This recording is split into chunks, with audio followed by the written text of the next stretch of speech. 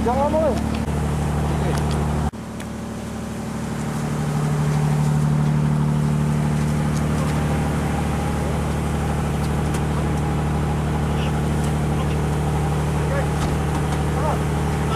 Permisi, jangan tutup dulu. Sabar. Ini salah di ini.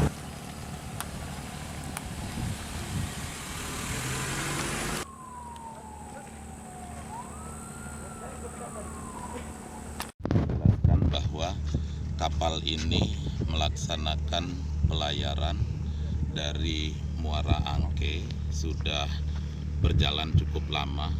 Di dalam perjalanan mereka membawa satu kru yang berumur 61 tahun.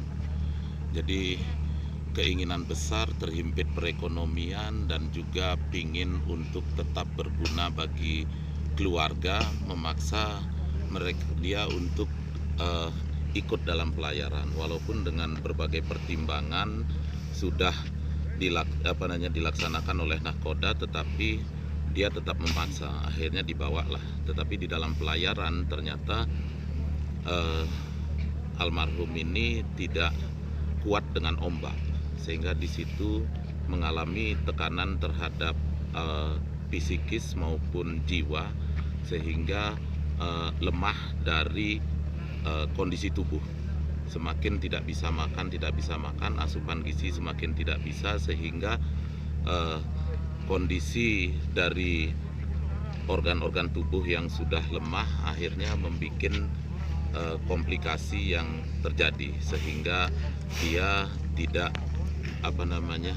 tidak bisa diselamatkan, walaupun dalam perjalanan cerita yang ada di WA daripada mereka, dia dengan tenang untuk meninggalkan dunia ini. Jadi itu. Kemudian kami dari Satgas Angkutan Laut berkoordinasi dengan PPN bahwa di dalam aturan jika ada kondisi emergensi, yaitu salah satunya adalah personil yang meninggal, jadi dia harus segera diizinkan dari undang-undang nasional untuk masuk di pelabuhan setempat, ya, pelabuhan terdekat, apalagi tujuan lapornya memang di Pelabuhan Tual ini. Jadi sehingga kondisi emergensi ini kita tidak bisa menolak karena ini merupakan aturan dan menjadi kepentingan nasional. Tetapi di sini kita sudah cek untuk rapid testnya mereka, kita juga sudah lihat juga dengan suhu, bagaimana kondisinya dari kru kapal lainnya. Di sini akhirnya, dan kita juga koordinasi apa dari penyebab dari meninggalnya, tidak ada tanda-tanda satupun untuk yang mencirikan untuk terjadinya COVID, baik itu batuk-batuk, sesak napas dan lain sebagainya, itu tidak ada. Jadi kita berani mengizinkan sesuai dengan kepentingan dari nasional karena kondisi emergensi. Jadi di sini kami Satgas Laut tetap berkoordinasi dengan pihak-pihak terkait, terutama dari Polres dan juga nantinya Satgas Darat untuk kegiatan selanjutnya.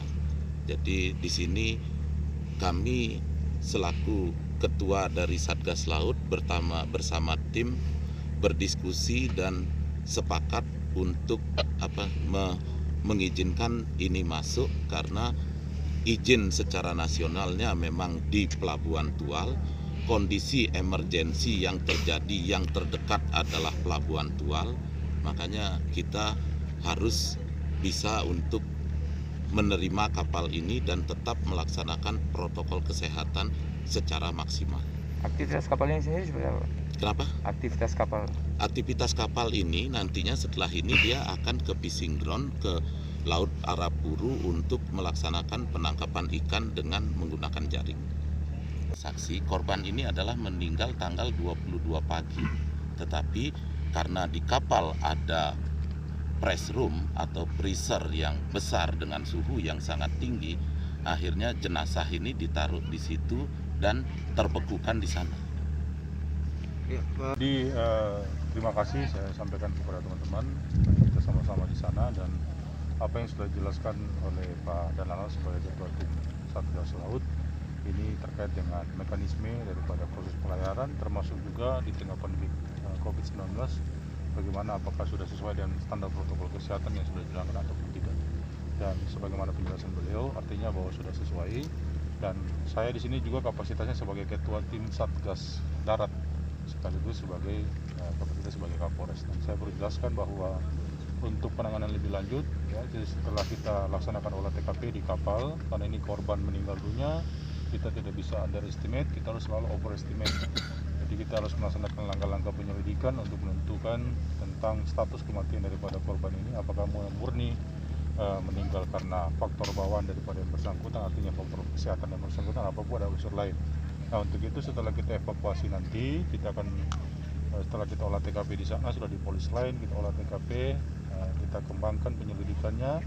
Saat ini juga terhadap 30 awak daripada kapal ini, ABK, kita laksanakan pemeriksaan, kita cari interogasi, kemudian kita akan buat resume singkat, dan terhadap korban sendiri setelah ini kita akan evakuasi dan bawa ke Rumah Sakit Umum Karlo Sasio Tubun untuk melaksanakan proses visum luar, sekaligus kita identifikasi karena tadi posisinya beku sehingga kita tidak bisa melaksanakan proses identifikasi terhadap permukaan tubuh daripada korban, khususnya masalah sidik jari.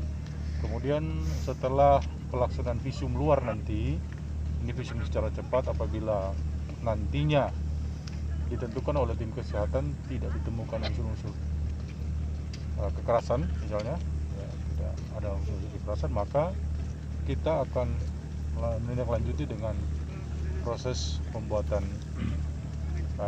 berita acara ataupun juga pernyataan daripada pihak keluarga korban untuk tidak dilaksanakannya otopsi. Namun demikian, apabila ditemukan adanya indikasi tindak kekerasan dalam permukaan tubuh korban, maka mau tidak mau kita akan melaksanakan tindakan lebih lanjut yang melaksanakan otopsi. Itu yang perlu kami laksanakan. Selebihnya daripada itu, tunggu hasil penyelidikan kami.